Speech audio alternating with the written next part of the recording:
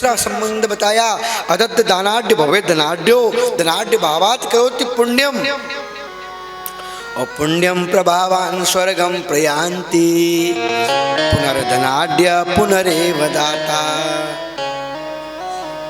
जो धनाढ़ बनता है वह दान करता है, वह दूसरे जन्म में और ज्यादा धनवान बन जाता है, वह और ज्यादा धनवान बनता है, पुनः दूसरे जन्म में और ज्यादा धनवान बनता है।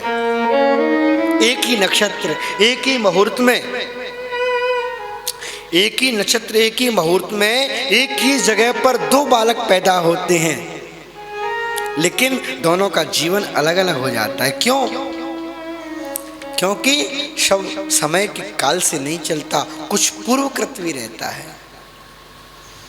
एक ही हॉस्पिटल में 10 बच्चे एक साथ पैदा होते हैं कि नहीं होते, लेकिन सबका जीवन अलग अलग, सबका स्वभाव अलग अलग। क्यों?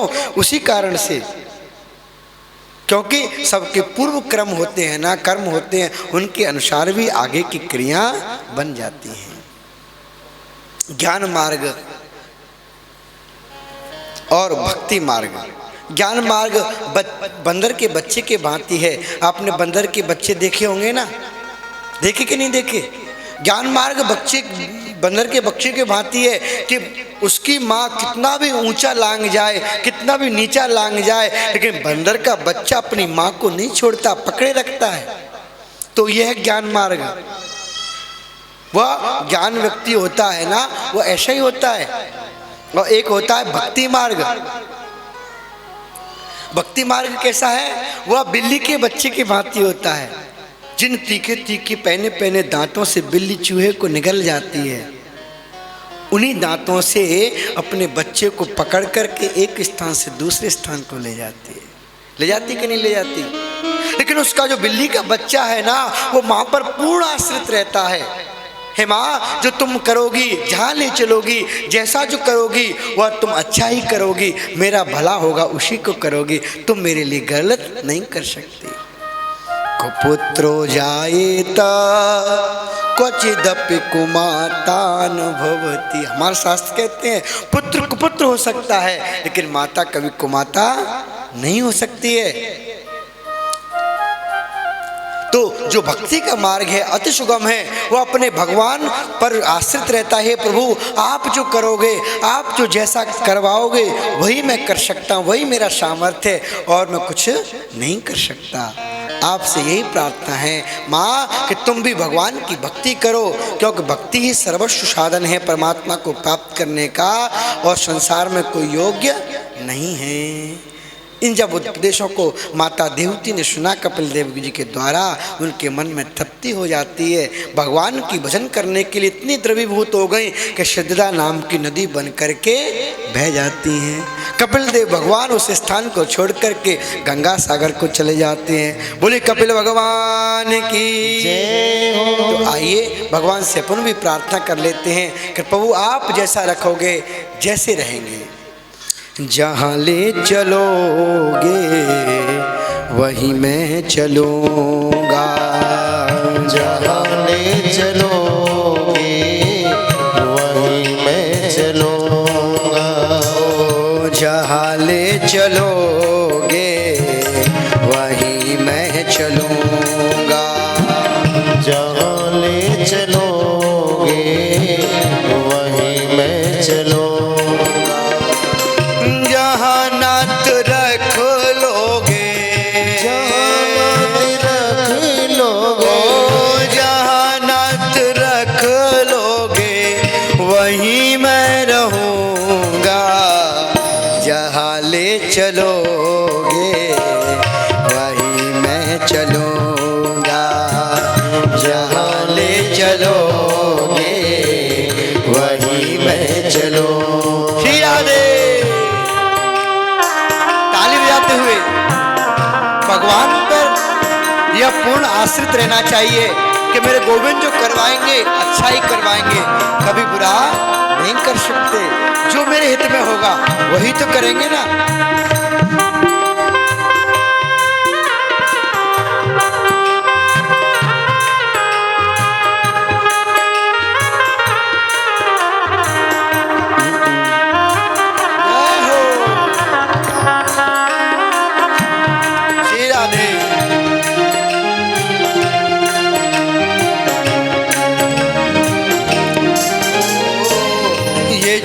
जीवन समर्पित चरणों में प्यारे, ये जीवन समर्पित मेरे प्राण प्यारे, तुम ही मेरे सर्वस्व, तुम ही प्राण प्यारे, तुम ही मेरे सर्वस्व तुम ही प्राण प्यारे, तुम्हें छोड़ कर के, तुम्हें छोड़ कर के कहाँ मैं रहूँगा, जहाँ ले चलोगे श्याम वहीं मैं चलूँगा, जहाँ ले चलोगे वहीं मैं चलूँगा, जहाँ नात रख लोगे, जहाँ नात रख लोगे वहीं मैं रहूँगा, जहाँ ले चलोगे वहीं मैं चलूँगा, जहाँ ले चलोगे वहीं मैं चलूँगा।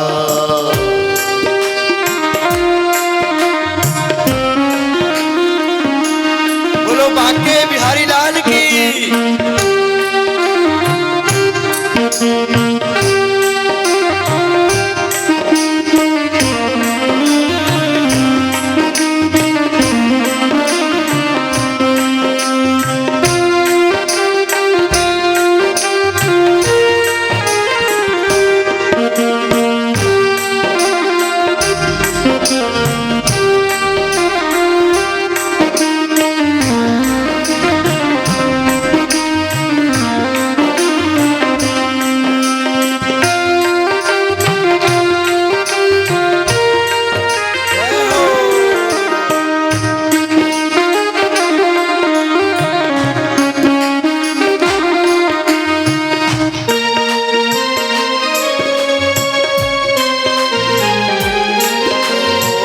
न कोई उलाहना है, ना कोई अर्जी, न कोई उलाहना है, ना कोई अर्जी, ओ न कोई उलाहना है, ना कोई अर्जी, करूँगा वही श्याम जो तेरी मर्जी, करूँगा वही श्याम जो तेरी मर्जी, कहना भी होगा, कहना भी होगा वो तुम्ही से कहूँगा, जहाँ ले चलोगे वहीं मैं चलूँगा, जहाँ ले चलोगे वहीं मैं जय हो। बोलो संत भगवान की जय हो। मस्ती के साथ झूमते हुए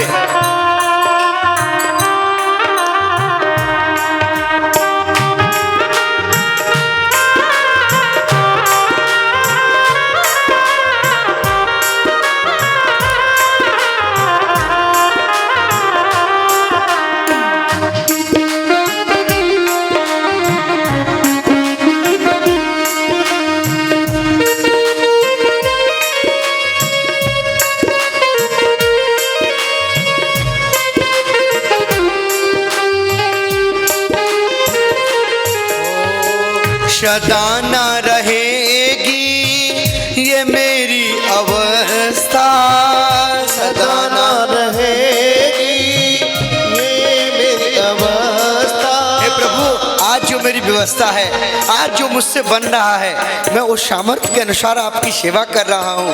तो यह मुझे पता है कि आपकी सेवा करते करते एक दिन वो भी आएगा कि मैं आपकी सर्वश्रेष्ठ सेवा भी करूँगा।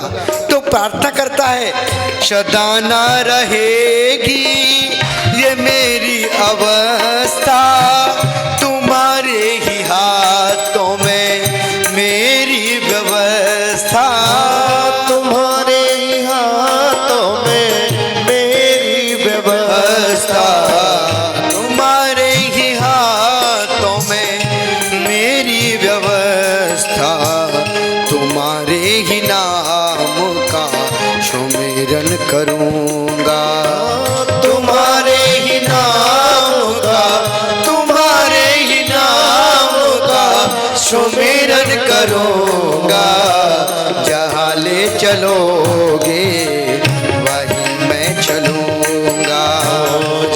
जहाँ ले चलोगे वहीं मैं चलूँगा।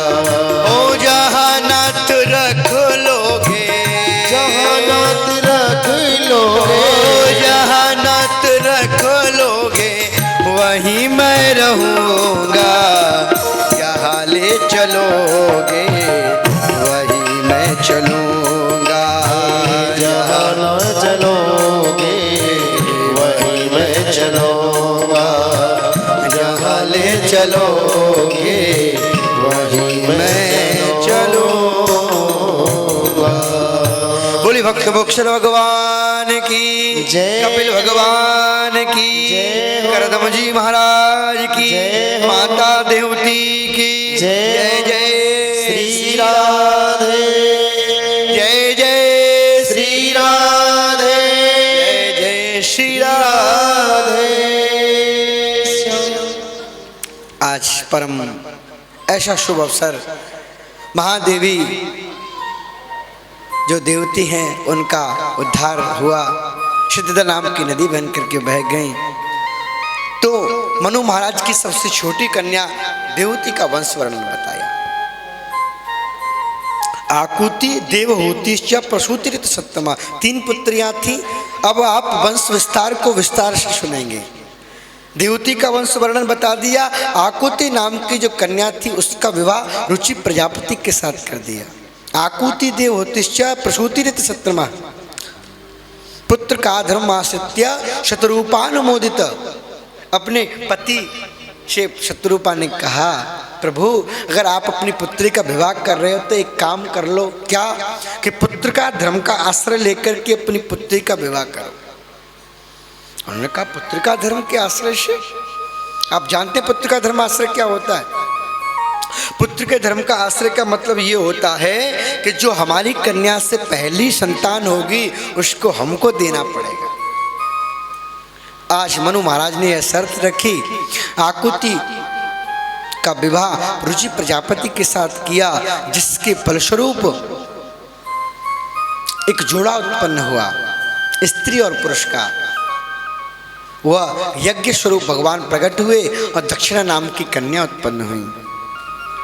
परस्पर यज्ञ तो नारायण की होती है और दक्षिणारूपी लक्ष्मी होती हैं, उनका परस्पर संबंध किया गया, विवाह हुआ। वैसे तो सांसारिक दृष्टि से देखें तो ये बहन भाई थे, क्योंकि एक ही माता के गर्भ से जन्म हुआ, लेकिन पुत्र का धर्म का आश्रय लेकर के उनका गोत्र नाम बदल जाता है। इसी कर्म संदर्भ में इनका विवाह हो जाता है, जिनके फलस्वरूप 10 पुत्र उत्पन्न हुए। तोष, प्रतोष, संतोष, भद्र, शांति, इड़स्पति, इदमा, कबीर, विभु, स्वर्ण, सुरोचो, रोचनो, दुषट। इस प्रकार 10 पुत्र उत्पन्न हुए। क्योंकि आज भी अपन यज्ञ करते हैं, यज्ञ में दक्षिणा नहीं देते तब तक यज्ञ संपूर्ण नहीं होती है। तो यज्ञ तो भगवान नारायण, दक्षिणा रूपी महालक्ष्मी। अब इनके पुत्र उत्पन्न होते हैं। जब दक्षिणा नहीं दोगे यज्ञ में तो क्या होगा? 10 जो पुत्र होते हैं वो नहीं होंगे, आपको शांति नहीं मिलेगी, आपको संतोष नहीं मिलेगा, आपको आपका कल्याण भद्र नहीं, आपका कल्याण नहीं होगा। इदमा ये काम है। इसके 10 पुत्र हैं। जब यज्ञ रूपी नारायण के साथ में दक्षिणा रूपी कन्या का विवाह कर दोगे तभी तो आपको संतान उत्पन्न होगी। लेकिन इनका विवाह यहीं पर संपन्न हो जाता है, इनका वंश विस्तार यहीं रहा। अब भगवान की ऐसी लीला, आकुति और देवहूति दोनों का वंश वर्णन बताया। प्रसूतिरित सत्तमा, तीसरी पुत्री थी प्रसूति, उसका विवाह प्रजापति दक्ष के साथ किया। दक्ष के साथ किया उनका विवाह, उनके सुंदर 16 कन्याएं उत्पन्न हुई। उन 16 कन्याओं का विवाह त्रयोदश धर्मार्थाय अथैकादशग्रे विधु पितृभ्य एक युक्तेभ्यो यैवैनैका भवक्षिदा। जो प्रसूति महारानी थी उनके 16 कन्याएं हुई। उन 16 कन्याओं में से 13 कन्याएं धर्म को ब्याह दी गई। 13 कन्याएं, एक अग्नि को दी, एक पितरों को प्रदान की और एक भगवान भूत भावन भोलेनाथ भगवान शंकर जी को प्रदान की, जिसकी फलस्वरूप एक बार की बात भगवान शंकर और दक्ष का विक्षोभ हो गया था, लड़ाई संबंध आपस में खराब हो गए थे। तो इसके फलस्वरूप माता सती को अपने देह का परित्याग करना पड़ा। राजा परीक्षित ने पूछा, प्रभु भूत भावन भोलेनाथ तो इतने सरल सीधे हैं, उनसे तो कोई द्वेष तो क्या, अगर चाहे तब भी लड़ाई नहीं कर सकता, इतने सरल सीधे हैं, तो उनके ससुर ने उनसे इतना विरोध क्यों किया? तब यह बात को बताने लगे। एक बार की बात, प्रजापति दक्ष को एक सुंदर पद प्रतिष्ठित मिल गया, उनको एक सभा का अध्यक्ष घोषित कर दिया गया। वह अभिमान में आया और आकर के जैसे अभिमान में आया सभा में, सबसे पहले उसकी दृष्टि गई, कौन मेरे सम्मान में खड़ा नहीं हुआ। अब कोई सभापति आता सब लोग खड़े हो जाते कि नहीं होते? अब सब खड़े हुए, लेकिन 3 लोग खड़े नहीं हुए, ब्रह्मा विष्णु महेश, 3 लोग खड़े नहीं हुए। दक्ष को बड़ा बुरा लगा। अच्छा देखो, ब्रह्मा जी का तो मैं पुत्र हूँ, कोई बात नहीं, पिता खड़े नहीं हुए मेरे सम्मान में, कोई बड़ी बात नहीं। और नारायण जो है मेरे पिता के भी पिता हैं, ये दादाजी हुए, ये भी खड़े नहीं है, कोई बात नहीं। लेकिन शंकर को तो खड़ा होना चाहिए था, शंकर तो मेरा पुत्र है ना, पुत्र के समान ही है, दामाद हुआ पुत्र हुआ एक ही बात है। लेकिन इसने तो मेरे सम्मान में खड़ा भी नहीं हुआ। तब तो सबसे पहले दक्ष प्रजापति बोलने लग गया, श्रूयताम ब्रह्मर्षयो मैं सहदेवा सदाग्रज। अबे सभी सभापति लोग मेरी बात को ध्यान पूर्वक सुनो। कोई सुंदर सभा में अगर कोई एक व्यक्ति भी असभ्य आ जाता है, सारी सभा का रंग फीका पड़ जाता है। अब प्रजापति दक्ष की इस बात को सुनकर के सब लोग आश्चर्य में कि भाई ऐसा कौन व्यक्ति आ गया जो असभ्य है। सब एक दूसरे की तरफ देखने लगे। इतने में बोला, अरे तुम इधर उधर कहाँ देखते, तुम्हें वो दिखता नहीं है भोला शंकर, वही तो है। अरे उसको कम से कम, वो तो मेरी मति मारी गई थी कि मैंने अपने बाप की बात मान ली, पिता की बात मान ली, ब्रह्मा जी की बात मान करके मैंने अपनी मृगलोचनी कन्या का विवाह मरकट लोचन बंदर के साथ कर दिया। अरे मुझे तो अपनी पुत्री का विवाह इसके साथ नहीं करना चाहिए था। प्रेत वासेषु घोरेषु प्रेतै भूतै गणैर्वृतः, ये हमेशा भूत प्रेतों के संग रहता है और अभक्ष्य भोजन करता है, शमशान में वास करता है, अशौच रहता है, इसको ज्ञान नहीं है। मुझको अपनी पुत्री का विवाह इसके साथ नहीं करना चाहिए था, लेकिन क्या करूं, मेरी मति मारी गई। मेरे पिता के कहने पर मैंने विवाह तो कर दिया। चिता भस्मा कृत स्नानम, ये चिता की भस्म से तो स्नान करता है। जब ये बात प्रजापति दक्ष ने कही भूत भावन भोलेनाथ को, तो कोई बात नहीं, उन्होंने सोचा सबको भैया ससुराल में गालियां मिलती हैं कि नहीं मिलती। अब किसी को कभी मिलती है, किसी को कभी मिलती है। हमको विवाह के समय नहीं मिली तो क्या हुआ, अब हमारे ससुर गाली दे रहे, कोई बात नहीं, वो तो सीधे सच्ची है। लेकिन जो उनके गण थे ना, नंदीश्वर इत्यादि, उनको बहुत बुरा लगा। अब बोले ही जा रहा है। जब तक तो उसने श्राप दे दिया दक्ष ने, करे आज के बाद कभी कोई भी इस शंकर को अपने यज्ञ में भाग नहीं देगा। इतना बोले तब तो नंदीश्वर से नहीं रहा गया। नंदीश्वर ने भी कहा, अरे तू आया हुआ है, जब से सभा में बकर बकर किए जा रहा है, मैं तुझे श्राप देता हूँ। तेने जिस जिह्वा से भोलेनाथ का अपमान किया है, तेरा सर कट जाएगा और तुझे बकरे का सर लग जाएगा। जब नंदीश्वर ने श्राप दिया, ब्राह्मण थे, ऋषि थे। अब ऋषि ब्राह्मण तो क्या करते, जिसकी सभा में गए हैं उसकी तरफ से बोलेंगे ना। अब प्रजापति दक्ष ने बुलाया था तो दक्ष की तरफ बोल बैठे, अरे भाई जिस ससुर दामाद की लड़ाई के चक्कर में तुम लोग क्यों बोले, तुमको तो नहीं बोलना चाहिए था। हम ब्राह्मण श्राप देते हैं। जो भगवान शंकर के जितने भी अनुयायी हैं ना, संगत करने वाले, सब पाखंडी हो जाएंगे, पाखंड परायण हो जाएंगे। नंदीश्वर ने बोला, वाह भाई ब्राह्मण देवता, हम तो तुमको पूजते हैं, मानते, तुमने हमको श्राप दे दिया।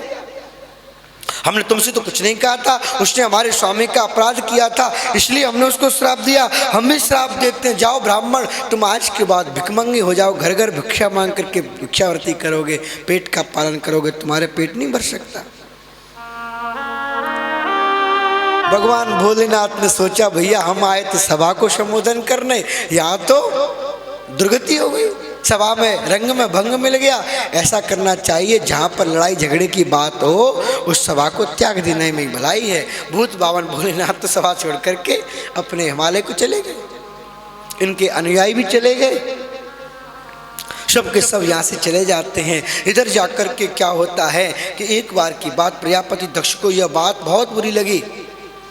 प्रजापति दक्ष ने क्या किया, एक बहुत सुंदर यज्ञ का आयोजन किया और यज्ञ में सब देवताओं को बुलाया, सब अपनी पुत्रियों को बुलाया, सब दामादों को बुलाया, लेकिन भगवान शंकर के यहाँ पर कोई चिट्ठी पत्रिका नहीं भेजी। अब देखो संसार की तो ये रीति है महाराज, अगर किसी को मालूम चल जाए कि ससुर दामाद में नहीं बन रही, पति पत्नी में नहीं बन रही, पिता पुत्र में नहीं बन रही, तो महाराज मया लेने वाले अपने जितने नजदीक होते हैं उतने दूसरे नहीं होते। बोलो राधे राधे। उनको बस मालूम चल जाए। आज उनकी सती महारानी की बहनों को मालूम चल गया कि ससुर दामाद का झगड़ा, आज सती को बुलाया नहीं है और शंकर जी को नहीं बुलाया है, तो निमंत्रण के जाते जाते सबके विमान आज हिमालय से ही निकल रहे हैं। यद्यपि रास्ता अलग से था लेकिन सब लोग वहीं से निकल रहे हैं। अब सुबह से माता सती देखने लगी आज विमानों की झड़ी जा रही है, एक विमान गया, दो विमान गए, तीन विमान गए। अरे बोली, अब देखो देवियों से रात जाता नहीं, अरे बहन कहाँ जा रही हो? कोई पूछे न पूछे लेकिन स्त्री स्त्री को टोकने में नहीं सक जाती है। कहाँ जा रही हो बहन? अरे बहन तुम्हें ना पता, तुम कहाँ कर रही है यहाँ पे? तुमको मालूम ना है आज हमारे पिता दक्ष बहुत बड़ा यज्ञ कर रहे हैं, उस यज्ञ में हम सब बहनों को बुलाया, सब दामादों को बुलाया, क्या तुम्हारे को नहीं बुलाया क्या? तुम नहीं चल रही हो? जब ये बात कही सती ने सोचा अरे मैं तो भगवान अपने पिता की सबसे छोटी कन्या हूँ और मेरे से तो ज़्यादा लाड़ करते हैं मेरे पिताजी, हो सकता है मुझे पता नहीं चला होगा, भोलेनाथ हमारे समाधि में है ना, भोलेनाथ समाधि में है तो क्यों ना भोलेनाथ से पूछो। अब माता सती आकर के भूत भवन भोलेनाथ के पास पहुंच जाते हैं और प्रार्थना करते हैं, प्रजापतिस्ते शशुरस्य सांप्रतम निर्यापितो यज्ञ महोत्सव किल वयं च तत्रा बेसराम वामते यद्वर्थितामी विबुधा व्रजंती। अच्छा एक आपको बात बताएं, जब हमारी देवियों को कोई काम करवाना हो अपने पति से, है ना, राधे राधे बोलो, राधे राधे। देखो घुटने को बांध करके नहीं बैठना चाहिए कथा में। हाँ ये देवी जी बैठी हैं, ऐसे नहीं बैठते हैं, अपराध होता है। आसन में हमने पहले बताया जितासनो जितस्वासो, आसन को जीतना चाहिए। हाथ, हाँ बोलो राधे राधे। कम से कम घुटने के अंदर अपने हाथ होना चाहिए। यज्ञ करते समय, धर्म करते समय, दान करते समय अगर अपने हाथ बाहर होते तो वो धर्म भी अपना बाहर चला जाता है। बोलो राधे राधे राधे। तो देवियों को बात चल रही थी, देवियों को अगर अपने पतिदेव से कोई काम करवाना है ना तो इतने मीठे वचनों में बोलेंगी, इतने सुंदर वचनों में कि उनका मन ही क्षुब्ध हो जाता है, मन मोह हो जाता है। हा बड़ी मीठी वाणी है। आपको पता नहीं है पति परमेश्वर भोलेनाथ आप तो हमेशा भजन में लगे रहते हैं, क्या आपको पता नहीं है आपके ससुर साहब बहुत बड़ा यज्ञ कर रहे हैं? अब बताओ कभी किसी देवी के मायके में अगर कोई यज्ञ हो रहा हो, कोई अनुष्ठान हो रहा हो तो क्या होता है? क्या होता है? अरे मेरे पिता यज्ञ कर रहे हैं, मेरे पिताजी के यहाँ पर हवन हो रहा है, मेरे पिताजी भागवत करवा रहे हैं, होता है कि नहीं होता? लेकिन आज देवी सती का यह वचन नहीं है। क्या कह रही है? प्रजापतिस्ते ससुरस्य सांप्रतम। हे प्रभु भूत भावन भोलेनाथ, आप तपस्या ही करोगे या और कुछ संसार की थोड़ा खबर तबर लोगे? आपको मालूम है आपके पिता बहुत बड़ा यज्ञ कर रहे हैं ससुर साहब। शंकर भगवान ने बोला, हाँ देवी सुना तो मैंने भी है, तो क्या चलना नहीं है क्या? शंकर जी बोले, देवी कोई चिट्ठी पत्रिका आई, वहां से कोई निमंत्रण आया क्या? सती बोली, देखो जी निमंत्रण तो आया होगा, हो सकता है कभी कभी कोई डाक आती है ना तो वो फेल हो जाती, बीच में रुक जाती है, तो नहीं आ पाया होगा। लेकिन मेरे पिताजी मुझसे बहुत स्नेह करते हैं और तुम चिंता मत करो इस बात की, मैं पिताजी से जाकर के लड़ूंगी। क्या तुमने हमको निमंत्रण नहीं दिया? अरे निमंत्रण नहीं दिया तो कोई सूचना तो भिजवा देते, कम से कम पत्रिका नहीं दी तो कोई बात नहीं, पर चलो हम तो ऐसे ही चलते हैं और चलो मैं आपके सामने ही पिताजी को डांटूंगी। भोलेनाथ बोले, देवी ये तो बात गलत है ना, बिना बुलाए तो नहीं जाना चाहिए। इतनी सुंदर यज्ञ का आयोजन किया, सभी बहनें जा रही हैं तो हमको भी बुलावा आता, हम भी सहर्ष चलते आपके साथ। माता सती बोली, नहीं नहीं प्रभु आपको चलना चाहिए, देखो हो सकता है कभी कभी कोई नहीं पहुंच पाते, कोई कारण बन गया होगा, भूल गए होंगे, कभी कभी अपन लोगों से भी हो जाता है ना, सबसे नजदीकी व्यक्ति को भूल जाते हैं और हमेशा उससे संबंध बनाए रखते हैं, होता है कि नहीं होता? तो माता देवी सती बोलती है, प्रभु आप चलो तो सही एक बार, मैं सब ठीक कर दूंगी। भोलेनाथ बोले, देवी ऐसा संभव नहीं है, मैं तो नहीं जा सकता, अगर आपको जाना है तो मैं आपको रोकता भी नहीं हूँ, पहले तो मैं चाहूँगा कि आप भी मत जाओ, क्योंकि अगर बिना बुलाए आप जाओगी तो आपका कल्याण नहीं होगा। लेकिन माता सती बोली, नहीं देखो मेरे तो पिता का यज्ञ हो रहा है, मैं तो जाऊंगी, आप जाओ मत जाओ तुम्हारी इच्छा। अब एक तरफ से तो माता सती सकुचाती हैं, पति ने आज्ञा नहीं दी, मैं जाऊं कि नहीं जाऊं, क्या करूं? एक बार जाती हैं दरवाजे तक, भगवान समाधि लगा लेते हैं और समाधि लगा कर के थोड़े थोड़े आंखों को खोल करके देख रहे हैं अभी सती गई कि नहीं गई। और सती दरवाजे तक जाती है, मन में आता है चलो अब की बार फिर से कह के देखती हूँ, हो सकता है चलने लग जाए। और सती लौट के आई, चलो भगवान चलो ना, मेरा मन नहीं कर रहा, आप चलो। भगवान कहने नहीं मैं नहीं जा रहा, आप जाओ आप जाओ। समाधि लगा लेते हैं। अब यही प्रक्रिया चलती रही, 2 बार 3 बार 4 बार, सबने सोचा भाई ये क्या क्रिया हो रही है। अब की बार तो माता सती का मन हुआ कि अब तो मैं जाती ही हूँ। बहुत दूर तक सती जब निकल गई तो भूत भावन भोलेनाथ ने अपने गणों को बुलाया, अरे जाओ माता सती जा रही हैं, देवी शक्ति, उनके लिए कम से कम साथ में तो चले जाओ, मैं नहीं जा रहा तो कोई बात नहीं, क्या पता वहाँ पर उनको ज़रूरत पड़े किसी की। तो नंदीश्वर गए, अरे मैया आप हमको क्यों नहीं ले चल रही हैं? अरे भगवान नहीं जा रहे तो कोई बात नहीं, हम तो आपके साथ चलते, बैठो मेरी पीठ पर। नंदीश्वर जाके पहुंच गए और गण भी पहुंच जाते हैं, वीरभद्र इत्यादि जो छोटे छोटे गण थे वह भी जा कर के भगवान शंकर जी की आज्ञा से देवी सती के साथ चले जाते हैं। जब यज्ञ में पहुंचते हैं देवी सती तो देखती हैं कोई उनसे वार्तालाप नहीं करता, कोई उनसे बोलता नहीं है, क्योंकि प्रजापति दक्ष ने यह बोल दिया था जो शंकर से संबंधित कोई व्यक्ति बोलेगा बात करेगा उसको मुझसे द्रोह करना पड़ेगा। तब तो कोई साधर भली भली एक माता वो भगिनी मिली, बहुत मुश्किल आता। तो देखो मैंने क्या कहा था, सबसे सगा संबंधी होगा वो सबसे ज़्यादा बदनामी करेगा और हास्य उड़ाएगा। और आज यहाँ पर क्या हो रहा है, खुद भगवान सती की बहन हंसी उड़ा रही है, अरे बहन तुमको निमंत्रण तो दिया नहीं पिताजी ने, पर फिर भी आ गई, कोई बात नहीं, चल अपने पिता का घर है, कोई बात नहीं, नो तो जरूरी है क्या, तू तो आगे अच्छा किया तुमने। मतलब हास्य में उसका परिहास कर रही है। माता सती का मन तो दुखी हुआ, लेकिन माता ने उसको गले से लगाया, क्यों माता तो माता होती है। माता ने अपने गले से लगाया, अपनी पुत्री को कहा बेटी तू अपने पिता का स्वभाव तो जानती है, क्या करूं, मेरी चलती नहीं है, पिताजी ने तुझको निमंत्रण नहीं भेजा, पर ठीक है कोई बात नहीं बेटी, तू चिंता मत कर, कोई बात नहीं, धीरे धीरे समझाएंगे सब लोग मिलकर। सती महारानी ने इतना घोर अपमान सुनते हुए अपने मन को समझाया और सोचा कि देखो बिना पति की आज्ञा के मैं आई हूँ, यहाँ पर मुझे अच्छा नहीं मिल रहा। लेकिन चलो छोड़ो इस बात को। जब यज्ञशाला में जाकर के देवी सती ने देखा कि यज्ञशाला में भी भगवान शंकर का भाग नहीं है, उनका स्थान नहीं है, तब तो सती माता का देह अग्नि में जलने लगा, रक्ति अग्नि की तरह, अंगारे की तरह हो गया। क्रोध आ गया और क्रोध में आवेश में आकर के उन्होंने अपने देह का परित्याग कर दिया। अब देखो देह का परित्याग किया सो किया, इतने में क्या होता है आपको पता है। अब खबरी लाल हैं, अपने देखा होगा प्रेस वाले होते हैं ना, छोटी सी बात को इतनी बड़ी बनाना हो तो प्रेस वालों को आज्ञा कर दो, उनको पता चल जाए। देवर्षि नारद जी पहुंच गए भागे भागे।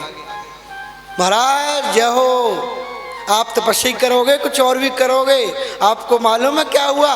आपकी पत्नी देवी सती का यज्ञ कुंड में जलाकर के भस्म कर दिया प्रजापति दक्ष ने। शंकर जी ने सोचा अच्छा, एक जटा उठाई और पृथ्वी पर पटक दी, जिससे एक वीरभद्र काय, एक बहुत भयंकर काय का एक वीरभद्र उत्पन्न हो गया। उसको आदेश दिया जाओ दक्षम सह यज्ञम जही, दक्ष को यज्ञ सहित विध्वंस कर दो। वह भूत प्रेतों की सेना को लेकर के यज्ञ में पहुंचा और सारे ऋषि महर्षियों को मार मार करके, तोड़ तोड़ करके, पटक पटक करके सारे यज्ञ को विध्वंस कर दिया। भृगु ऋषि हंस रहे, उनके दाढ़ी को घुमा घुमा करके उनको चिढ़ा रहे थे तो उनकी दाढ़ी लौंच ली। फूका ऋषि वो खिलखिला करके हंस रहे थे जब भगवान शंकर का अपमान हुआ था। वीरभद्र ने सोचा अच्छा तुम्हें बहुत हंसी आती है, मुक्का दिया, उनके सारे दांत राधे राधे, किसी की दाढ़ी लौंची, किसी के आंख। एक भृगु ऋषि, एक ऋषि इनके भग ऋषि उनके नेत्र फोड़ दिए, किसी के नेत्र फोड़े, किसी के दांत फोड़ दिए, किसी की दाढ़ी लौंच ली और सारे यज्ञ को तहस नहस कर दिया। जब वीरभद्र की यह गति देखी और दक्ष को पकड़ करके उसके सर को काट करके यज्ञ कुंड में स्वाहा कर देते हैं। बोलो भक्त वत्सल भगवान की। जब इस प्रकार का विध्वंस हुआ, सारे देवताओं में त्राहिमाम हो गया। जो ऋषि महर्षि रोते रोते देवताओं के पास गए। देवताओं ने कहा भैया अब हम क्या करें, चलो ब्रह्मा जी के पास चलते हैं। सभी लोग ब्रह्मा जी के पास गए। ब्रह्मा जी ने कहा भैया मैं तुम्हारा इस समय कोई सहायता नहीं कर सकता, आप शंकर जी की शरण में जाओ, जिसका अपराध किया वहां जाओ। ब्रह्मा जी से बोले किसी की हिम्मत नहीं होती पितामह, आप चलो साथ में। तब ब्रह्मा जी के पास में सारे लोग जाते हैं और ब्रह्मा जी लेकर के सब देवताओं को, ऋषियों को भूत भावन भोलेनाथ के पास जाते हैं। भूत भावन भोलेनाथ की जाकर के सब ने प्रार्थना की, उनसे स्तुति की, कहा प्रभु भगवान का यज्ञ पूर्ण नहीं हुआ है, अपूर्ण है, और जब भगवान का यज्ञ पूर्ण नहीं है तो ये अच्छी बात नहीं है। आप तो सांत्वना देने वाले हैं, शुभम कल्याणम ददाति शिवदम, आप तो हमेशा कल्याण करने वाले प्रभु, आप इस यज्ञ को पूरा कर दीजिए। भगवान शंकर तो इतने से प्रसन्न हो गए, जाकर के यज्ञ को संपन्न करने के लिए दक्ष को श्राप लगा हुआ था, एक बकरे का सर लगा करके उसको स्थापित किया। जब यजमान शुद्ध हो गया, यजमान बिना कोई पूर्णाहुति नहीं हो सकती, यज्ञ पूरा नहीं हो सकता, यजमान को जीवित किया। यजमान ने पूर्णाहुति करके भगवान नारायण प्रकट हो जाते हैं। सभी ऋषि महर्षियों ने, देवताओं ने बहुत सुंदर सुंदर यज्ञनारायण की उपासना की, ब्राह्मणों ने भी बहुत सुंदर स्तुति की। तुम कर्तुस्तम हविस्तम हुताश स्वयं, तुम ही मंत्र शमी दर्व